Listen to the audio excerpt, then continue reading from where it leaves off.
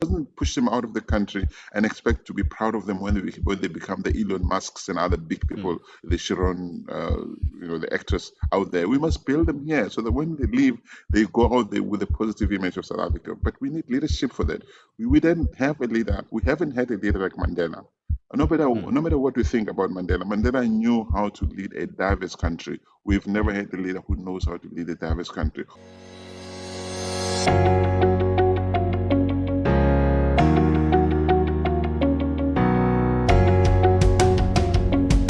Hi everyone, I'm Petrus and welcome to WorldView. WorldView is a podcast where we explore everyone's perspectives on all things that can broaden our worldview. If you've watched any of our content so far and liked it, please consider liking this video, subscribing, and turning on Patreon. Today we're talking with Solly Moeng. Solly has more than 20 years of experience in brand reputation management, including brand strategy development and management, as well as strategic communications. He successfully delivered projects for a number of international and South African brands. Solly, welcome to the show. Hi, Petros. Thank you. I'm happy to be here. So we've had a lot of experts talking about a number of different political parties or topics and things that we'll actually discuss later on today. But you have a unique perspective on brand reputation and brand strategy management specifically. So just to start that off with, I would just like to know, what do you consider to be the good qualities of a brand? Well, I think every brand has to have four important things in my view. The one, it must have a vision. In other words, they must know where whoever manages the brand must know where they're taking the brand. It must have a set of values. If it's a country brand, it must have a constitution, of course, that's clear. It must have leadership, and when I say leadership, I'm saying there are qualities that come with being a leader. Not just anybody with a qualification can be a leader. You need to be ethically grounded. You need to lead the values from the front. You need to be balanced. You need to be armed with high levels of emotional intelligence. And if you come here there with too much unresolved anger issues into any leadership position, or you have ego issues or self-esteem issues, you'll never be the right leader that's needed. And the fourth thing that is needed is a sense of a 360-degree view of what's going on inside and outside the brand, because no brand exists on an island of its own. So you have to have the values, you need leadership, you need vision, but you need to know what's going on around you, because whatever decisions you make as a brand will almost be impacted upon or impact upon others existing in the same area or in the same, because all brands are part of an ecosystem, as it were. And if one part of this ecosystem begins to malfunction, the rest of the sections get affected by that. Yeah, that makes a lot of sense. I mean, a lot of brands, especially in marketing environments, they actually react to what the other brands do. So they have to look at the environment in which they exist and able to react correctly so that their brand grows in popularity and so on and so forth. Yeah. I mean, we have a lot of experience of people that build brands and manage brands. It's usually like the CEOs or the people on the front line. As a brand expert, could you give us some example of some good brands, maybe like inspirational leaders rather, that have created good brands? Well, I mean, there are many different kinds of brands. You have individual or person brands, you have country brands, you have corporate brands. There are quite a number. I mean, South Africa during Mandela was a good country brand, in my view. It was led by somebody who knew where he wanted to go, and he was very clear about that. He was also very clear about what was acceptable and what was not acceptable. A lot of people from around the world, politicians, sports people, actors and actresses, and all sorts of people came here to South Africa because they were drawn by the leader who was leading this country. But many people forget that Richard Branson came to South Africa and started the Virgin Active brand, or built, in South Africa, because of having been invited by Mandela. And we've never seen other leaders after Mandela being as attractive as he was. I mean, you also the leader, the founder of the Discovery Health brand, which his name is Gore. He also is a strong leader. People who work for him say good things about him. They're proud to work under him. He's values driven. He knows where he's taking the brand, but he also knows that his brand will not go to where he wants it to go without the community of employees and supporters. I know, of course, all brands can be criticized. I'm not saying it's perfect, but I think it's values driven. Willis has also been one of those brands that have been led on a set of values. And again, it doesn't mean that brands cannot be criticized. No brands will satisfy all of the people all of the time, but I think the fact that this leadership that says this is where we're going and this is what is acceptable, this is not what is not, this is what is not acceptable, and this is what we do. As this is important. This is what we do when the stuff that's not acceptable happens. There's got to be consequences. If there are no consequences for wrongdoing, then the brand get lost. And I mean, the consequences in some cases are quite severe. We'll talk about some scenarios where brands, manage the situation very poorly and that, almost destroy them to a degree. But I quickly just want to double back to something that you mentioned that was really interesting to me, where you said that there's different types of brands. There's the individual brand, there's corporate brands, there's country brands, and so on and so forth. I mean, you have brand leaders, for example, like Steve Jobs, that was phenomenal in creating this image of Apple technologies and their devices. But the man himself also had a reputation in terms of somebody that demanded a certain type of quality and might have been very difficult to work with. Just as a personal interest, to add on question that I had myself, how does one reconcile the image between somebody who is so synonymous with their corporate brand but also has an individual brand? Well, I think when you have a very strong personal brand, in any case, as a leader, wherever you are, you need to be aware of the impact of your actions and your words on the people and around you. A lot of leaders fail to realize that when you're a leader, it means that people are looking up at you. No matter how friendly and accessible you are, you're the leader. You're the person who can decide whether someone gets a job or they get a promotion, or if it's in a business. So it's important to be aware of that. If you're not aware of your own impact on the people and whatever exists around you, then you are likely to make mistakes or to say things that are hurtful that might damage your brand. I mean, when a number of years ago, when the CEO of Shell came out after the spill, that happened in South America, I think he came in. One of the first things he said was, "I need my life back," and he famously said, "I want my life back. I'm tired of this." Fortunately, they got rid of him after that. So I think it's important to distinguish, first of all, to understand the power of your own brand, and to know how to separate your brand from the corporate brand that you work with. But it's important also to realize that people are watching you as a brand, and whatever you say, you need to be very clear whether it's going to impact on the other brand that's associated or other brands that are associated with you or not. And a lot of people fail to appreciate the association between their personal brand and the corporate or product or service brand that they are associated with. Yeah. Okay. Well, that's really interesting. It's an extra thing I wanted to know myself. We didn't necessarily plan that.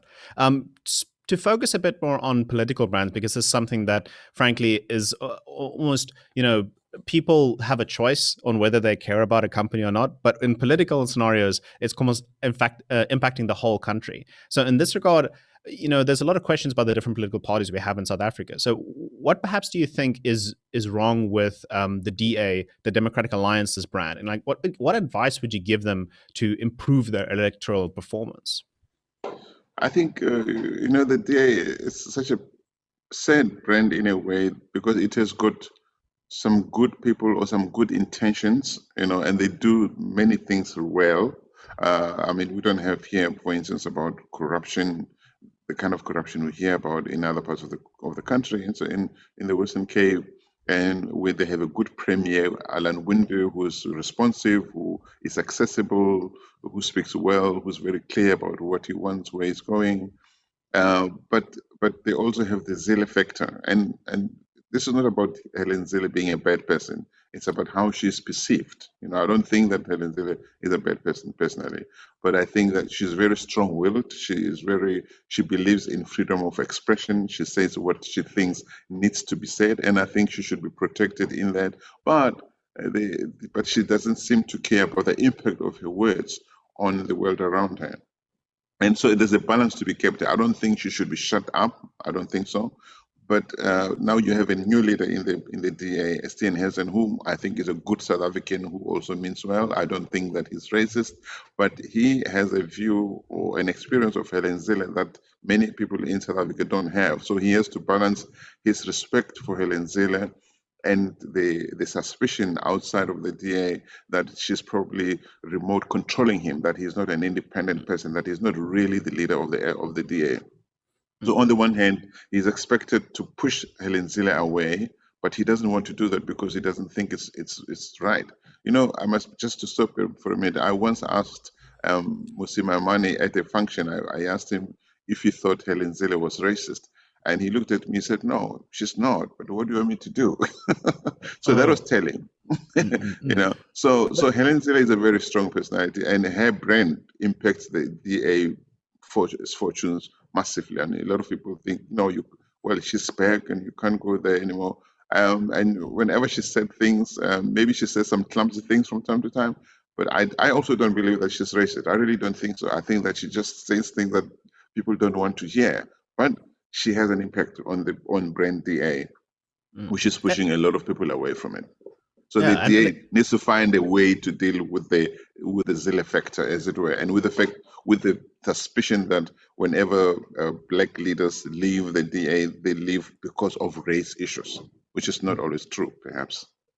But I mean, it exactly ties to what you said, where that Helen Zille has a personal brand, and then the party has their brand, and the two needs to be separated, not because of any wrongdoing on either side, but necessarily because there needs to be a clear identification between what does the DA stand for and what does Helen Zille stand for, and what ways that does differ. So that's very interesting. But we've also seen other parties in South Africa gain extreme, support or enthusiasm about their brand. So, for example, EFF and Julius Malema. Do you think that like Julius Malema is just a marketing genius in the way that he presents himself? I think he is. I think Julius Malema has got stage presence. There's no doubt about it. He's very charismatic. He knows how to say the things that people in front of him want to hear, and he knows how to use the language that appeals most to the people in front of him. But people like those can be dangerous. Robert Mugabe also had stage appeal. People forget that. And apparently Hitler also had stage appeal. People got excited when those people stood on the stage. So people who like that are very dangerous because they can sell you anything. They can make you even cut your head off because it's the right thing to do for the world. So yeah, Julius Malema's. I think the EFF without Julius Malema would not be where it's at. It's a pity that he lacks emotional intelligence. He's too angry.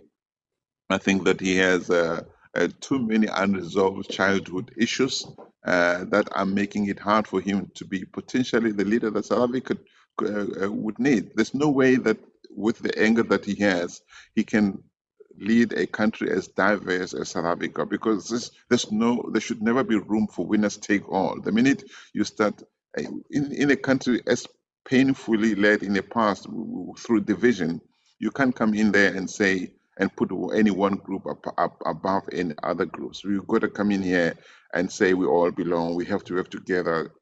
Nonsense happened in the past, but we can't solve the problems of the past by repeating them, which is what he tries to do sometimes.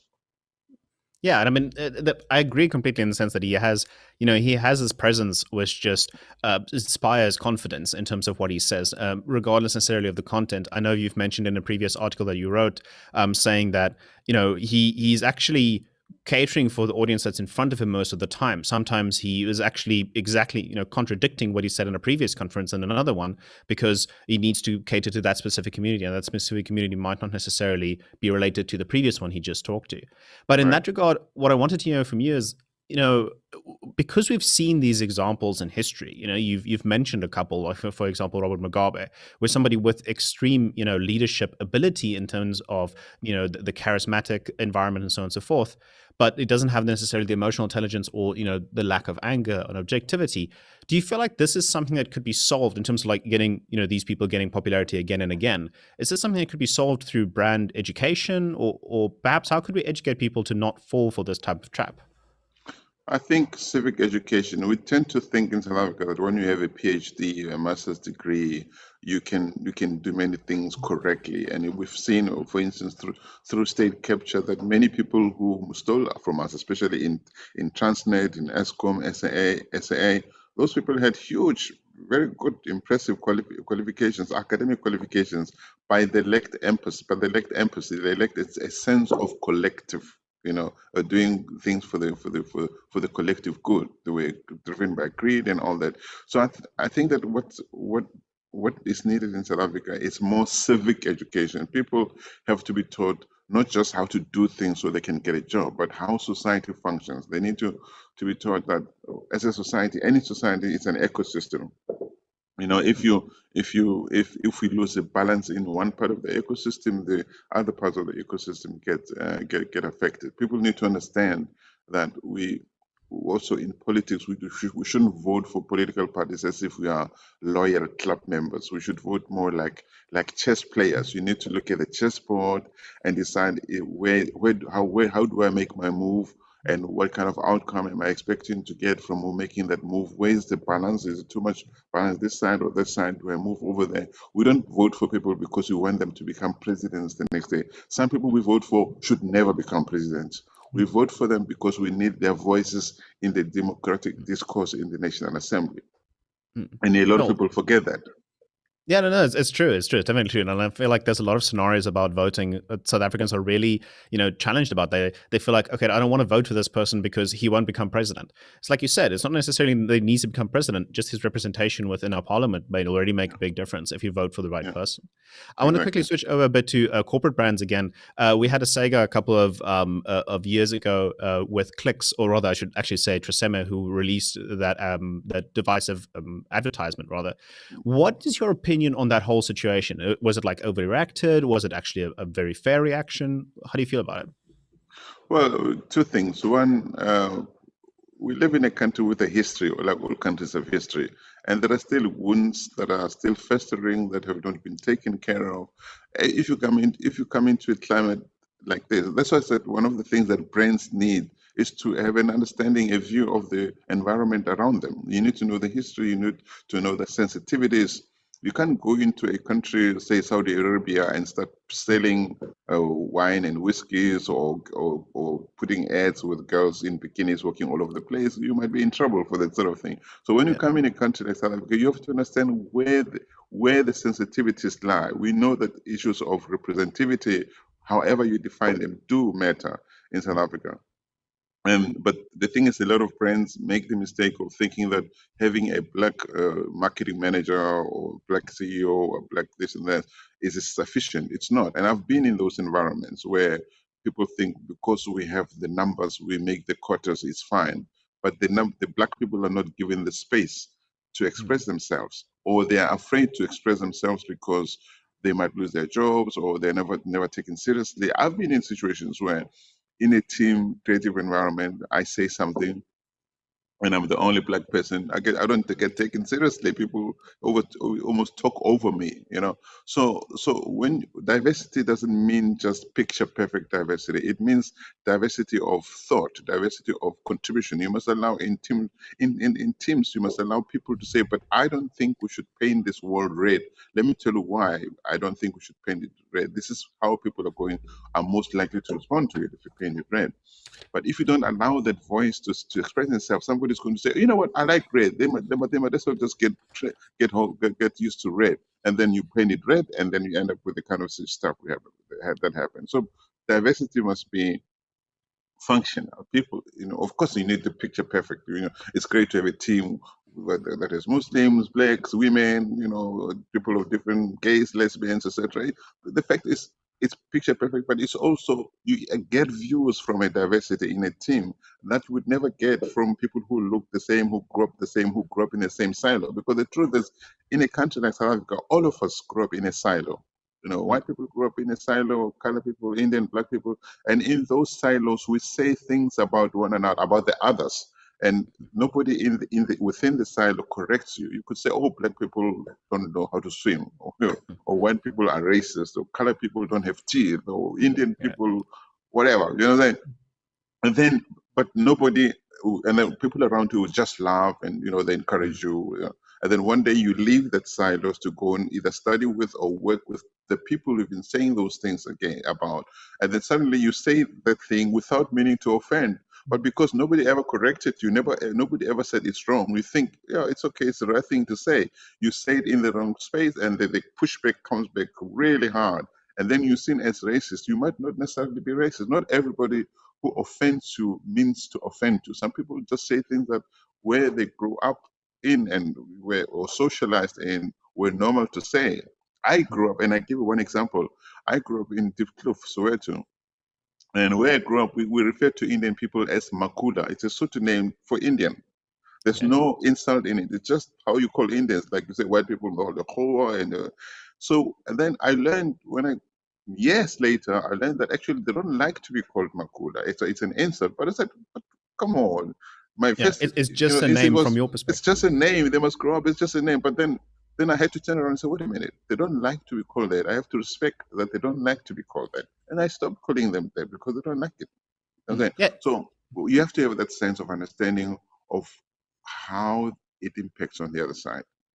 yeah. The by interacting with people with different perspectives, you gain an understanding for what that means that you previously, whether it's unintentional or not, wouldn't have had.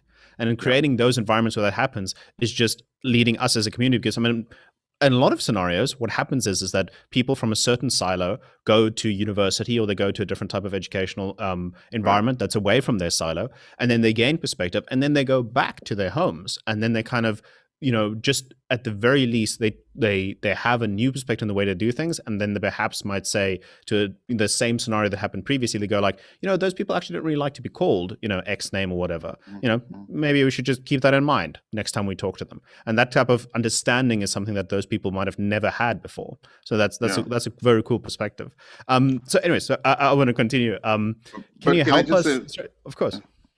but to the point you just made, the problem is that not each time that person returns to the silo to correct people is it taken correctly. A lot of times the person comes out from outside the silo to say, guys, actually this thing that we're doing here is not accepted out there. And then there's pushback in the silo. It's all nonsense, Right. why are you becoming like them? We see a lot of that too. Right. Yeah. No, that's true. That's very, very true. Yeah. So perhaps presenting that in the proper way is actually a way to get success. Mm. So I'm going to continue. So what I would like to ask you is, can you help us understand the extent of state capture and the seriousness of the problem that we face with our own state-owned enterprises? From your perspective, with working so many corporate environments, what is the extent of state capture and the way that we view it from people that just see it reported on the media, for example? No, it's massive. I Okay. think state capture has really weakened, and state capture, I always say state capture and other forms of corruption, not just, the formalized, state capture by Zuma and his friends, but all of that has created, first of all, it weakened and repurposed a lot of our institutions. The institutions that were meant to do X, they were turned around to be made to do Y, to serve the interests of those people. A lot of money, we know, hundreds of millions, billions were taken out of these institutions, billions that could have served to strengthen these institutions, to deliver services to the people of South Africa. But not only was it just the money that was stolen, it was the confidence. I think people forget that there was a time in South Africa when people were happy to pay their taxes. So many people would say, maybe that's my way of giving back, as long as they believed the money was going in the right places, right? When we realized that not everybody was paying tax, some of the politically connected crooks were allowed to get away with not paying tax, and money was stolen from by people connect in government, politically connected to the network of thieves, cartels. This is where some taxpayers started saying, why must I pay tax to a government that is run by thieves? And I don't blame people for thinking that way. So those who were able to take their money out of the country took their money out of the country. And those who were able to find smart ways to pay, but not to pay too much, to stay within the law, but pay as little as possible, continue to do so. In other words, people started saying, why must I contribute into a pot that is abused by thieves? And that's going to be the hard. It's not only the money that was stolen that's going to be hard to recover. It's also the confidence in the system. The fact that people are saying, I'm not paying taxes to this government anymore. As I said, some of those who could, so the tax base is going to become smaller and smaller and smaller, to the point where South Africa, which for more than 20 years did not want to borrow money from the IMF and the World Bank, had have to Mm. tuck its tail between its legs and go and get loans from the IMF, from the World Bank, from the New Development Bank that's controlled by the BRICS. So basically, Mm. you are at the beck and call of China. So we can't stand and call the shots anymore, because we are owing so much money to so many people who are now going to determine how we do things. State capture, the impact of it is going to be massive. The fact that we can't pay uh, contribute sufficiently to education, to tertiary and other levels of education. But the money we still see money going to Cuba. I mean, we've Yeah. got amazing engineers in South Africa. We've got people who were trained in our medical institutions in South Africa. But the government run by the NC still sees it fit to Yeah. apparently, we don't know if all that money goes to Cuba, but we know that they're paying hundreds of millions of rands to the government of Cuba. For what? For what? Mm. So all of those things take away the confidence in the system, and it's going to be really, really hard to recover. Yeah. But I mean, a lot of people that enabled for us to, because I mean, I agree completely. The confidence has definitely been shattered to a large degree. But for us to get to the point where we even knew that this was happening required a lot of brave people to speak up against, odds that possibly weren't stacked against them in their personal environment.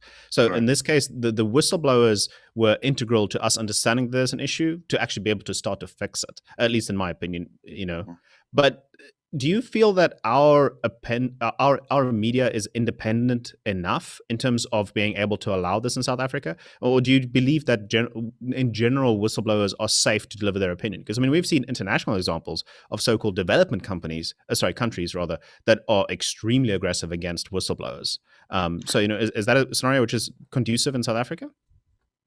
Well, two things. One, I don't like any discussion that lumps all the media in the same basket, because Okay. the media is not as homogeneous as many would like to believe. Though there are also good people in the media. There are also rogues in the media. I mean, if you look at the independent media now under Iqbar Sugbe, the media that was controlled by the Guptas, it was very clearly and openly aligned to a political faction in South Africa, which made them tell lies all the time. But there are people who believe it, right?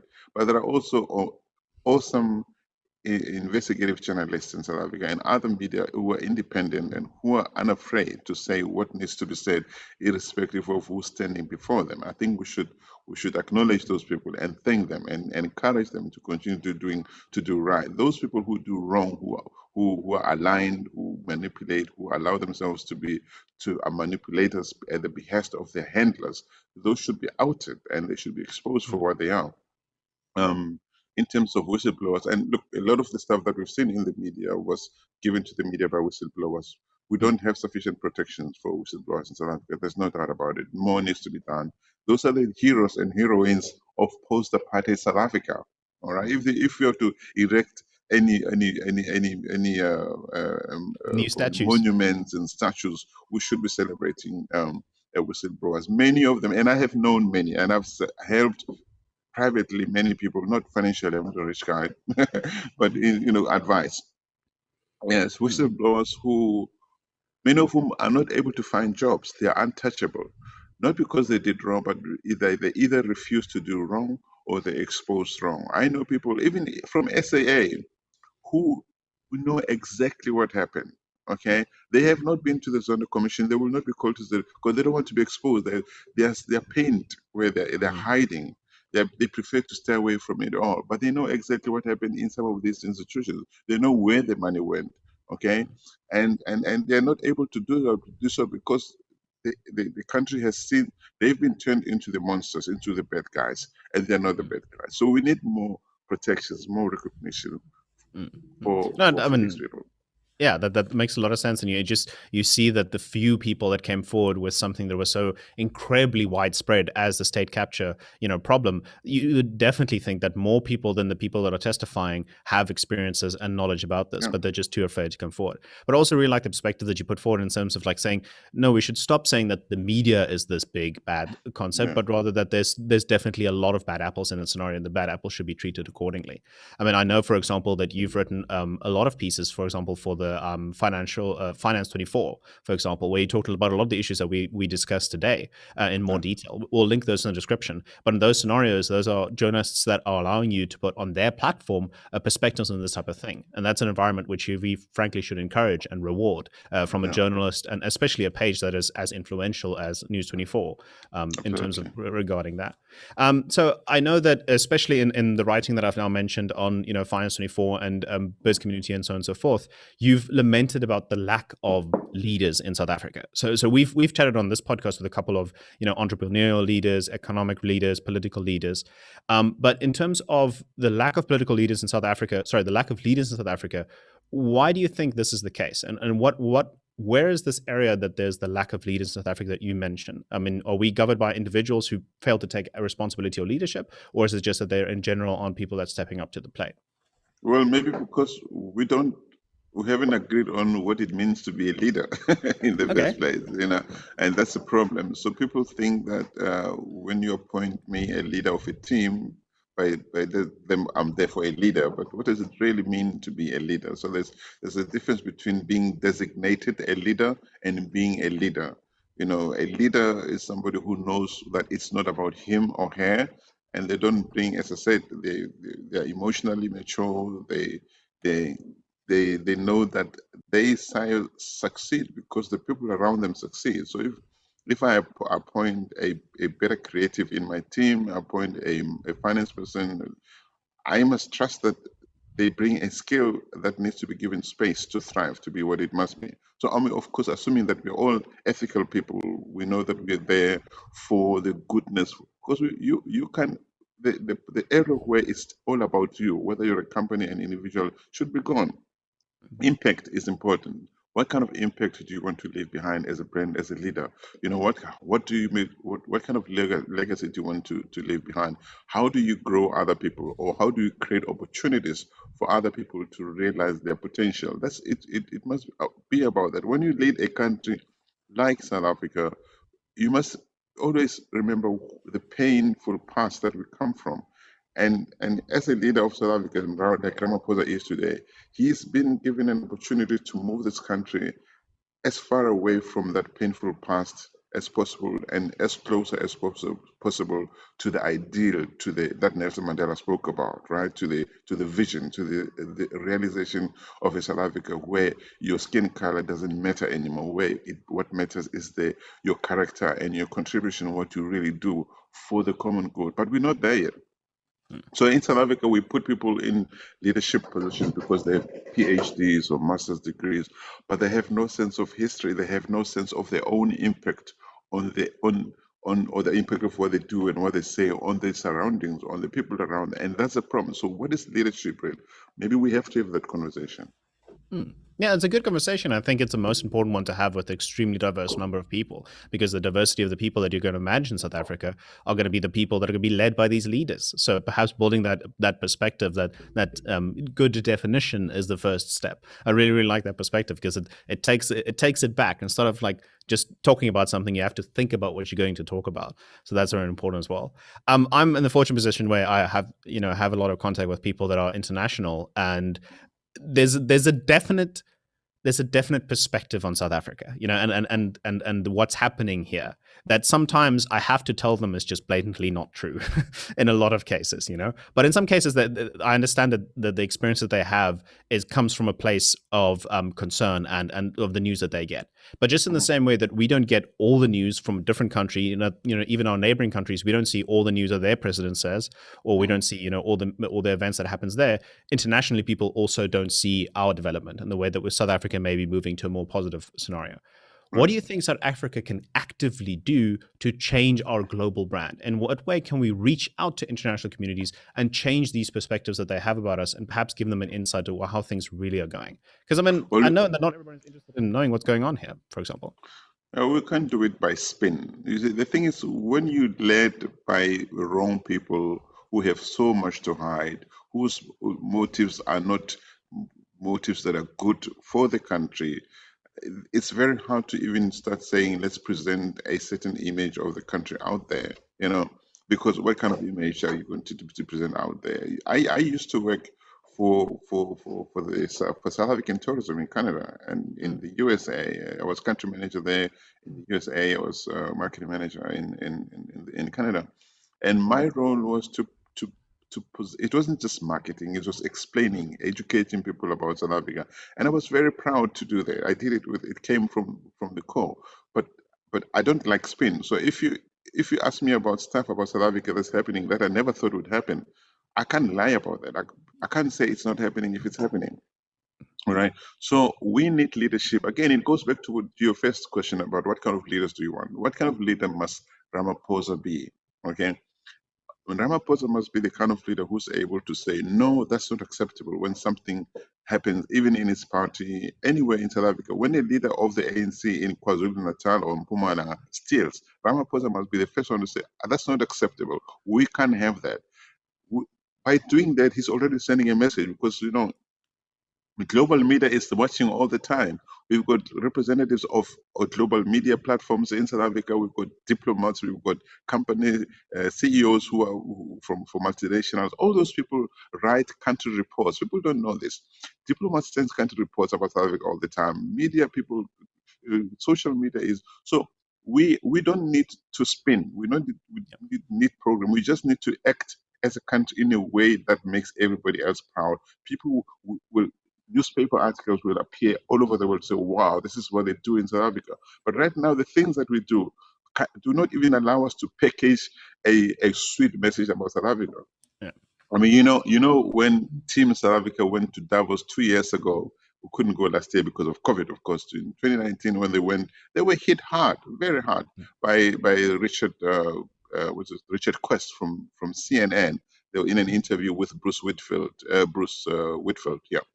And it was true. He said, but you guys come here to Davos to do what? What story do you have to sell? You can't come here with your fancy scarves and say, come and invest in South Africa with everything that's going on in your country. You can't lie about these things. So to change the global image of South Africa, we just have to change the way we do things, and everything will fall in its place. And we'll find our representatives, whether they're from the brand South Africa, tourism South Africa, invest South Africa, or diplomats standing in front of audiences around the world. And when they speak, they won't have to lie. It'll just ooze out of them. But we have no story to tell now because we don't have the leadership we need. That's a problem. Yeah, but that's a great perspective because there's so many environments where the story of South Africa is actually told informally. Like you can't have an ad campaign about South Africa and then that solves the whole perspective. Most of the story is told informally on social media, on family interactions, international, tourists that come by. So creating an environment where there is something positive to talk about, like you said, is actually the most successful step. And do you feel this way? Sorry. Compare a country to a company. So if you run a company and management is really mean and the employees are treated badly, and then you go out there, you put posters to say we are the best employer, our employees are happy. Guess who's going to be the first one to say that's not true? That's not what we see inside. Yeah, the same thing happens with the country. The government can't go around the world saying we are great, now we're fighting corruption, we're doing everything, when nothing is happening here. Nobody has been arrested. Zuma is still out there. Even the Constitutional Court seems to be afraid of Zuma. So you can't spin these things. We have to be truthful about what we stand for, and we have to be clear about what we do when what we don't want to see happen. But in South Africa, we're not there, and that's the problem.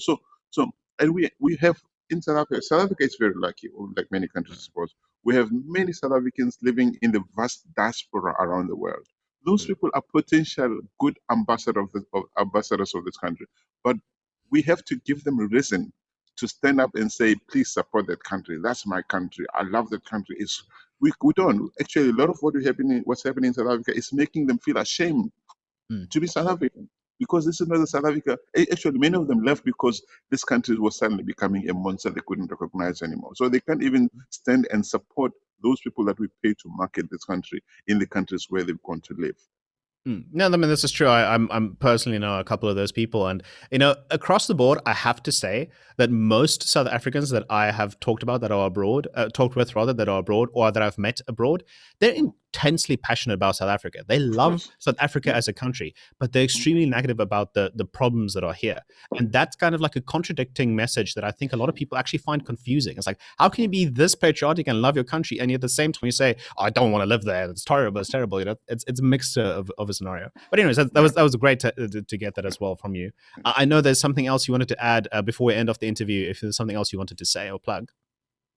Well, I'm glad that we spent a lot of time talking about leadership. I think the leadership is where it starts, and of course, people have been saying correctly. What happens if something were to happen to Ramaphosa? God forbids, there's nobody else. This is assuming that everything remains the same. That is, the ANC remains a powerful force in South Africa. Who is going to take over? There is not a single person in the ANC whom we can trust to hold this country together. People must realize that no matter how angry you are, how much you scream, if you want to lead South Africa, you have to first acknowledge that we are a diverse country, will always be a diverse country, and no South African child must be left behind, irrespective of their skin color. No, we must build people. We mustn't push them out of the country and expect to be proud of them when they become the Elon Musks and other big people, the Sharon, the actress out there. We must build them here so that when they leave, they go out there with a positive image of South Africa. But we need leadership for that. We didn't have a leader. We haven't had a leader like Mandela. No matter what we think about Mandela, Mandela knew how to lead a diverse country. We've never had a leader who knows how to lead a diverse country, who doesn't speak ill against anybody of us, but who will speak ill against individuals, irrespective of what those individuals do. That's what we need. No, I agree completely. I mean, it's just like you said, we have these people that go internationally, and they're most known for the fact that they don't really like South Africa. So, that's an environment where we need to create these people that go outside and they're positive about it. So thank you so much for sharing that message. I just want to say thank you so much. It's been a very, very, very interesting discussion. I think we talked about some really interesting and cool topics. Yeah. Right. And for our viewers that, have made it thus far, if you've made it thus far in the video, you've most definitely liked at least, a part of the discussion or found at least interesting. If you want to share the perspective that Solly shared with us today with, friends and family, by all means, please like and share this video. It helps out not only the channel, but of course, showing more perspectives across the world. But for now, thank you so much for watching. This has been WorldView.